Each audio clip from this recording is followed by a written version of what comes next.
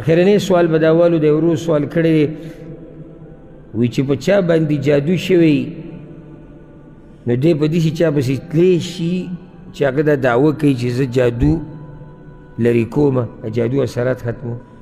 جواب دا یاده کړئ دا مسله ما مخکې څو پیرې بیان کړې ده. جادو ختمونکي یا د جادو اثرات چې ختموي او د دې دعوه کوي، دعوه به ته ځکه وځکه چې کار خو د الله په لاس کې اچوي. دا به دوه قسمه دي. یو هغه دی چې هغوی شرعي دم استعمالوي. شرعي دم یعنې قرآني آیات، اذکار، دا ګډې وړې قصې پکې نه وي، د پردو زنانو سره یوازې نه کیني، زنانو له پکې لاس وروړه نه وي، منتري منتري پکې نه وي، لوګي موګي پکې نه وي، پیري مریدي پکې نه وي.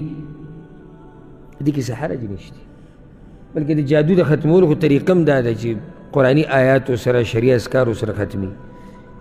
خو دا بل طرف چې کم دی دا چې جادو په جادو ختموي، په کوډو او په منترو، نو دې ځای ته تله د حدیث او رسول صلی الله علیه وسلم په صحیح مسلم کې دی چې څوک په جادوګر کوډګر پسې لاړ او دته د یوې خبرې تپوس وکړو خو مني ولا نه، لم تقبل له صلاة 40 لیله، 40 شپې د لمونځ نه قبلېږي. مني نه ګورې. او دا چې تللی دی چې جادو پې لرې کوي دی به لازم خبره مني که نه به مني؟ مني به.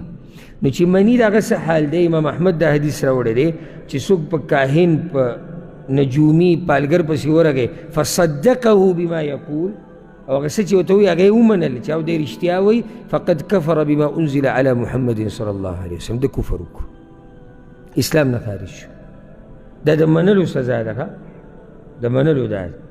او دغه شان حدیث کې راځي چې د رسول صلی الله علیه وسلم نه تپوس شو، امام ابو داود دا حدیث راوړی، جادو په جادو ختمول څنګه دي؟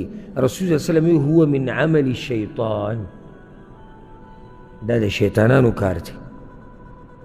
یاره په ما خو جادو شته خو نور سره نه ځم خو چې را جادو ختم کړم. نو تا نه چې را جادو ختموي خو هم جادو به استعمالوي که نه، او جادو کې هغه کفر کوي، نو خو ستا دپاره به هم دغه کار کوي که نه، نقطه باندې ورسېدی که نو.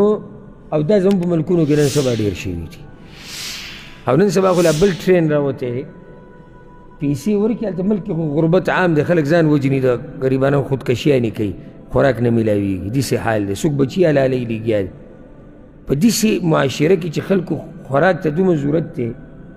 داسې ګران کار نه دی چې ته یو سړی راولي هغه له یو 100 روپۍ ورکړي او ویډیو وکړي او تپوس دې وکړي ها ته مخکې ګرځېدی شوې؟ هغه وایي نه، اوس څنګه یې؟ اوس وایي ګرځه. دا نشي کېدی زموږ په ملک کې داسې داسې کارونه کېږي چې عقل ورته خوځېږي. دا څه خبره شوه؟ نو د الله نه یره پکار ده او په دغه قصو باندې یقین مه ساتئ الا چې یو سړی درته معلومي چې دا د الله نه یریدونکی دی، قرآن او حدیث په لار روان دی، دې جادو یا عام دم د جادو دپاره یا د نورو بیماریانو دپاره چې کوم دم اچوي هغې کې قرآن وایي یا شرعي اذکار او دعاګانې وایي چې هغه واضح وي د ټولو خلکو په مخ کې، زنانو له لاس نه وړي، پردو زنانو سره یوازې نه کیني، کوډې منترې لوګي څاروي حلالول دا قصې میسي پکې نه وي. نو داسې ځای ته تله جایز دی، کې څه حرج نشته، خو د نورو نه ځان لرې ساتي.